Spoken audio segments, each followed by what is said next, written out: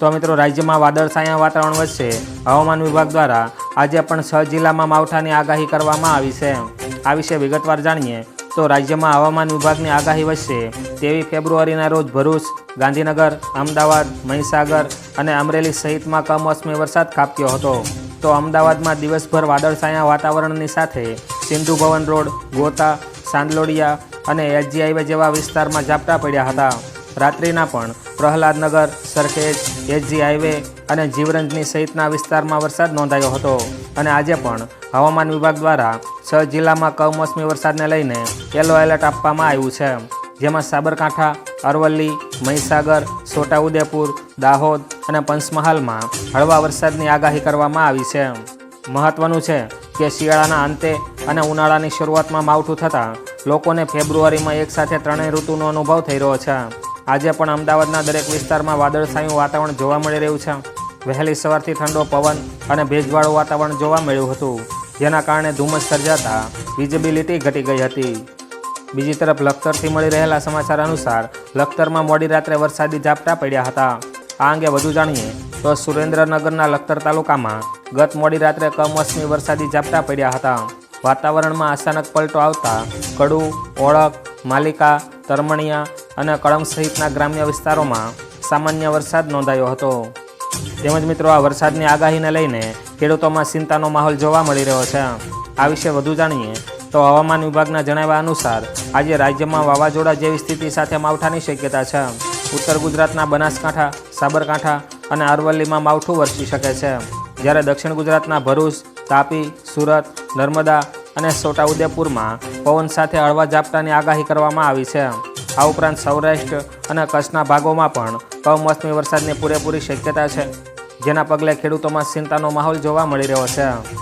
તેમજ મિત્રો હવામાન પલટાના કારણે ઠંડીમાં સામાન્ય વધારો થઈ શકે છે।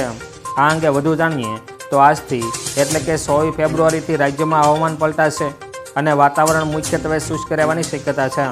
જોકે તાપમાનમાં વધઘટ ચાલુ રહેશે, જેમાં બપોરના સમયે મહત્તમ તાપમાન 34 ડિગ્રી સુધી પહોંચી શકે છે, જ્યારે લઘુત્તમ તાપમાન 18 થી 20 ડિગ્રીની વચ્ચે રહેવાની શક્યતા છે। હવામાન વિભાગના મતે આગામી દિવસોમાં લઘુત્તમ તાપમાનમાં 2 થી 3 ડિગ્રીનો ઘટાડો થતાં ઠંડીનું જોર ફરી થોડું વધી શકે છે।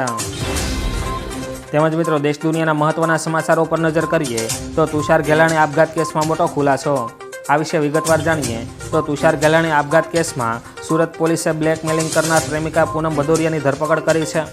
પોલીસ તપાસ મુજબ ભૂતપૂર્વ કર્મચારી પૂનમે બિલ્ડર પાસેથી કરોડો રૂપિયા અને મિલકતો મેળવવા હોવા છતાં તે સતત બ્લેકમેલિંગ કરતી હતી। પુત્રીના લગ્ન પ્રસંગે સામાજિક બદનામી અને પૂનમની ધમકીઓથી કંટાળી તુષારભાઈએ ગોળી મારી આત્મહત્યા કરી લીધી હતી। હાલ ઉમરા પોલીસ આ મામલે વધુ તપાસ કરી રહી છે। ત્યારબાદ જાણીએ ગાય ચરાવનારની નોકરી આપી રહી છે સરકાર। આ વિશે વિગતવાર જાણીએ તો રાજસ્થાન સરકારે એક યોજના શરૂ કરી છે, જે ખૂબ જ ચર્ચામાં છે। ગાય ચરાવનારોની ભરતી કરવામાં આવશે અને તેમને યોગ્ય પગાર આપવામાં આવશે। રાજસ્થાનના શિક્ષણ મંત્રી મદન દિલાવરે બોટાદ જિલ્લાના રામગંજ મંડી વિસ્તારમાં આ યોજના શરૂ કરી હતી। તેમણે 14 ગામોમાં દરેકમાં એક ગૌસરની નિમણૂક કરી છે। સરકારે પ્રાચીન ગૌસર પરંપરાને પુનર્જીવિત કરવાના ઉદ્દેશથી આ યોજના શરૂ કરી છે। ત્યાર પછીના સમાચાર પર નજર કરીએ તો આ દેશ ભડકે બેડો, 20 બેંકો ફૂંકી મારી અને લોકડાઉન જેવી સ્થિતિ। આ સમાચાર વિશે વિગતવાર જાણીએ તો મેક્સિકોમાં કુખ્યાત ડ્રગ ડોન એલ મેન્સોના મોત બાદ 13 રાજ્યોમાં ભીષણ હિંસા ફાટી નીકળી છે। આ સંઘર્ષમાં 25 જવાનો સહિત 32 લોકોના મોત થયા છે। ફિફા 2026ના યજમાન શહેર જાલિસ્કોમાં લોકડાઉન જેવી સ્થિતિ છે, જ્યાં તોફાનીઓએ 20 બેંકો અને અનેક વાહનો ફૂંકી માર્યા છે। સુરક્ષા દળોએ રોકેટ લોન્ચર અને બખ્તરબંધ ગાડીઓ જપ્ત કરી છે। નિષ્ણાંતોએ કોલંબિયા જેવી ભયાનક સ્થિતિ સર્જાવાની આશંકા વ્યક્ત કરી છે। ત્યારબાદ જાણીએ દેશમાં વિચિત્ર હવામાન, ગરમી, વરસાદ અને બરફ। આ વિશે વિસ્તારથી જાણીએ તો ભારતમાં અત્યારે ગરમી, વરસાદ અને બરફ વર્ષાનું વિચિત્ર મિશ્રણ જોવા મળી રહ્યું છે। શ્રીનગરમાં તાપમાનનો પારો 21 ડિગ્રીએ પહોંચતા 135 વર્ષનો રેકોર્ડ તૂટ્યો છે, જ્યારે દિલ્હીમાં પારો 30 ડિગ્રીની નજીક છે। રાજસ્થાન, મધ્યપ્રદેશ અને બિહાર સહિતના 10 રાજ્યોમાં વરસાદી ઝાપટા પડ્યા છે। સિક્કિમમાં ભારે બરફ વર્ષા થઈ રહી છે, તો માર્ચની શરૂઆતમાં જ તાપમાન 35 ડિગ્રી સુધી પહોંચવાની આગાહી છે। ત્યારબાદ જાણીએ 6 જિલ્લામાં વરસાદનું યલો એલર્ટ જાહેર। આ અંગે વધુ જાણીએ તો ગુજરાતમાં ફેબ્રુઆરીના અંતમાં કમોસમી વરસાદને કારણે મિશ્ર ઋતુનો અનુભવ થઈ રહ્યો છે. હવામાન વિભાગે આજે સાબરકાંઠા અને પંચમહાલ સહિતના 6 જિલ્લાઓમાં યલો એલર્ટ જાહેર કર્યું છે. સુરેન્દ્રનગરના લખતર અને આસપાસના ગામોમાં મોડી રાત્રે વરસાદી ઝાપટા નોંધાયા હતા. આગામી 24 કલાકમાં ઉત્તર, પૂર્વ, દક્ષિણ ગુજરાત તેમજ સૌરાષ્ટ્ર કચ્છના અનેક ભાગોમાં તેજ પવન અને ગાજવીજ સાથે હળવો વરસાદ પડવાની સંભાવના છે. ત્યાર પછીના સમાચાર જોઈએ. ગુજરાતમાં કમોસમી વરસાદથી ખેડૂતો ચિંતિત. આ સમાચાર અંગે વિગતવાર જાણીએ તો ગુજરાતના અનેક જિલ્લાઓમાં અચાનક વાતાવરણ પલટાતા પડેલા કમોસમી વરસાદે ખેડૂતોની ચિંતા વધારી દીધી છે. અમદાવાદ, ગાંધીનગર, ભરૂચ અને અમરેલીના ગ્રામ્ય વિસ્તારોમાં ઝાપટા પડ્યા હતા.